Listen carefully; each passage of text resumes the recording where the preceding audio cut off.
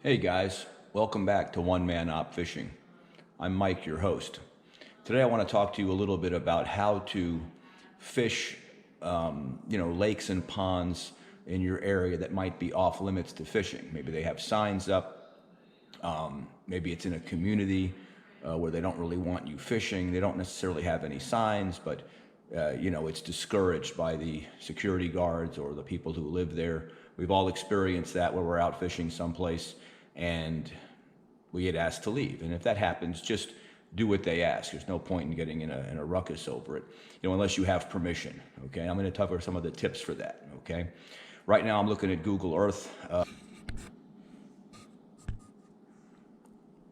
hope you guys can see that clearly, but what does that say? Grand Oaks Golf, Caddyshack. Can you see that? Let me get it a little closer. I hope you can make that out. Now this is the place, again, where they filmed Caddyshack. Now I've never fished this place before. It's about 15 minutes from where I live. I've been on the golf course because I've played it years back. But, and of course you can switch it over to, I don't want to hit directions because you'll see where, but you can see where all the lakes are, okay? Let's go to satellite. Here we go. All right, now we're on the satellite setting, which gives you a really good idea of how everything looks, of course. Let's back it out. We're going downtown. Okay, now here's where we want to be, okay? We're gonna move this down. We're gonna roll it in. And here it is. Rolling Hills, that was the name of the golf course way back in the day. Okay, we're gonna back it out a little more. And again, here we are. You can see again, Caddyshack, okay? This is where they filmed the movie. And what I basically do is I look at some of the roads, I look where the lakes are. Now here looks like a very good spot. I can park, I can make my way onto the course, there's no fence, and I can possibly fish this lake in the corner, okay? That's where I'm going next week. Keep your eyes open for the video. I'm gonna try and fish this lake. And of course, once you get on there, you can make your way around. All right, so there you go. Now, let's say you're out there fishing. Never interrupt a person's misconception of you. Now, what do I mean by that? When a person sees you fishing, they don't know who you are. They have no idea. So, you could be someone who plays that golf course, or you could be someone who lives in the community. Obviously, you want to do all you can to let people assume that you belong there. Don't stand out like a sore thumb, but there are some things you can do to help your cause, and here's one of them. When you see me out fishing, I'll be right back. All right, we're back. When you see me out fishing, I'm almost always wearing this hat, okay? And most of you may not know, or many of you may not know what FHP stands for, but if you live in Florida, especially if you're involved with the police at all, FHP stands for Florida Highway Patrol. Now, any cop that sees me wearing this might make an assumption that I either was a highway patrol officer. I'm obviously probably a little older than a lot of you watching. If you're in your late teens or mid-teens or 20s, this will still help you, okay? Maybe your cops, maybe you have something to do with the Florida Highway Patrol. Maybe you support them, which I have for years. Maybe your father was an FHP, okay? So whenever I get stopped or someone asks me any questions, especially if a cop comes rolling up who's been called, by whoever to ask me to leave, which doesn't happen to me as much anymore, but it used to happen to me more in my youth. If I'm wearing the FHP hat, a lot of times they'll just not only just give me like a warning or ask me to just go, but a lot of times they'll tell me other places I can fish. Hey, you can't fish here, but hey, I fish over there. Okay, so I've got the Florida Highway Patrol, this one. I've got this one too. All right, this one here you can see. Also, Florida Highway Patrol has a little trooper on it, okay? And I wear this one sometimes. It doesn't fit me quite as well as the gray hat. In my last video, one of my last videos, I was also wearing this, the USS Gettysburg. Again, you wear a hat like this, people might assume you're ex-military, you're ex-Navy, okay? Nothing wrong, let them think that. I'm not. This hat was given to me by one of my good friends who was captain of this vessel a few years back. He was down here for Fleet Week, went out and saw the boat. I'd seen it a couple times before, and I got one of the hats. So that's one of the things you can do. You know, wear a hat that denotes that you support the police, okay?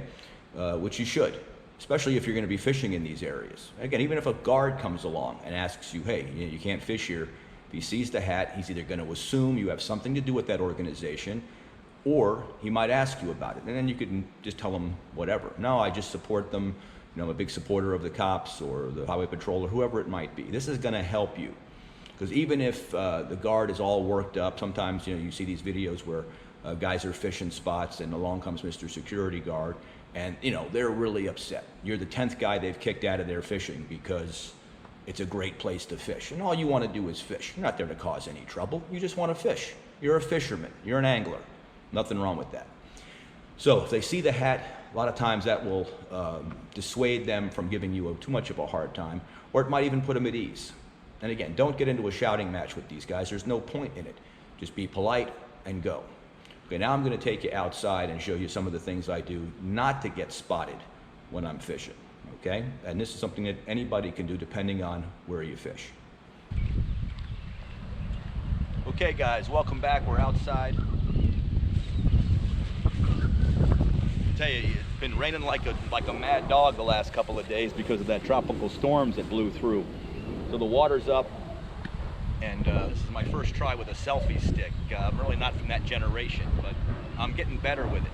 A lot of times you're going to have along the bank here, let's show you, you're going to have plenty of trees. Now obviously if you're on a bank that's completely bare, you're going to stand out like a sore thumb when you're fishing. Now again, this can be anywhere. This can be an office park, this can be an apartment complex, this could be anywhere where you want to fish and you kind of want to be stealthy about it. So that's the important thing. But what you can do is, you want to, when you're fishing, you want to stay close to cover, just like a bass. Bass like to stay near cover, whether it's hydrilla, lily pads, rock outcropping. You do the same. Now if I'm standing out here fishing, okay, out in the middle of the damn, middle of the shore, the bank, you could easily spot me. Okay, now again, I got my FHP hat on in case any John Q laws get called. And when you're walking along the bank here, now obviously these trees are a little large to fish under, but you can fish right next to them. You know, that way you're not breaking up the shore, you're not breaking up the bank. You can fish right here, overhead cast or sidearm cast, and you're closer to the structure, you're closer to the cover, so that you don't get spotted. Now again, you might have tall trees. Okay, here we go. Now down here in South Florida, we got palm trees everywhere. Okay, that's what we got right here is a palm tree. And once again, if I'm standing up here next to the palm tree, now this one's a little bit of a distance from the shore, about 6 feet, it's harder to spot me. Now I'm wearing black, and typically you'd want to wear something a little lighter, maybe a green shirt or something lighter colored, so again, you don't stand out as much. But you can fish right from here. Even if the tree's behind you, you're harder to spot along the bank. And obviously, the longer you can fish, the more you can maximize your fishing, the more bass you can catch, especially on golf courses, on, again, places where they have a lot of fishing pressure, maybe they don't want you there. Now again, don't cause a hassle. If you're fishing someplace and they ask you to go, just go. You know, have a couple of places lined up. Have it, you know, if you're on Google Maps like I was showing you earlier, pick a couple of different places. Have a couple of go-to places that you know you can fish at that no one's going to bother you. But maybe there's no signs or they don't enforce them, they don't care. I have a bunch of places like that. They have signs, but there's no security, they don't really care. So again, remember, try not to stand, you know, if you're in a spot where you know there's been people fishing, or you know they don't really want you there, don't stand out in the open. wear something light colored, maybe some camouflage or something like that if you have it. I used to wear all camo back in the day, in my youth. You know, camouflage shirt, green pants, especially if you're hiking through bushes and stuff. Break yourself up on the shore. Make sure you're wearing your hat that basically denotes you as a supporter of law enforcement. I was stopped a couple of weeks back fishing in a community. Apparently someone saw me fishing and they just called the Davie police. Police showed up. I was already on my way out, but the Davie cop pulled up. I was wearing the FHP hat, and again, I'm an older gentleman now, so if you're 18 or 19, it's going to be a little harder for you. But I walked right over to the car, put my head in. He was like, hey, you can't fish here. Okay, no problem. I said I was leaving. He asked about the FHP. I told him the truth.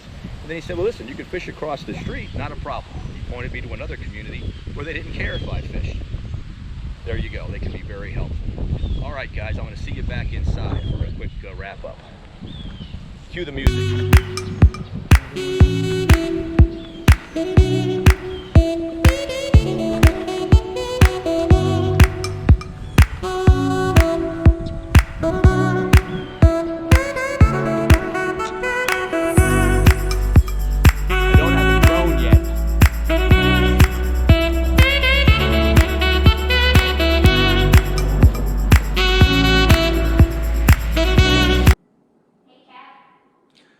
Welcome back, guys. One other tip I wanted to leave you with when we're fishing these areas, again, depending on where you're fishing, you can always find out if it's some kind of an office park, what businesses are inside the building. Very easy to do. Just go in the front door and take a look at the elevator, and it'll have a listing of all the different businesses. And that's something else you can use. I've used that a couple times at one of my favorite fishing spots, where for a long time DHL was in there. So if anybody would come along and ask me who I was or what I was doing, I'd say, yeah, you know, again, you can always find out who's in those parks, okay? In those office buildings, find out maybe the manager's name, something like that. Anything that can give you an edge when you're fishing some of these areas, okay? If you're fishing a homeowner's community or you're fishing an apartment complex, you could always ask who the maintenance guys are or who the maintenance team is. Just little things like that you may not have thought of that can help, okay? All right, until next time. Actually, I'm going out this afternoon to try and do some fishing. The storms have blown through, the water's up, but we'll do the best we can. Hopefully we can put some fish on the bank for you. So until next time, Mike here with One Man Out Fishing. We'll see you soon.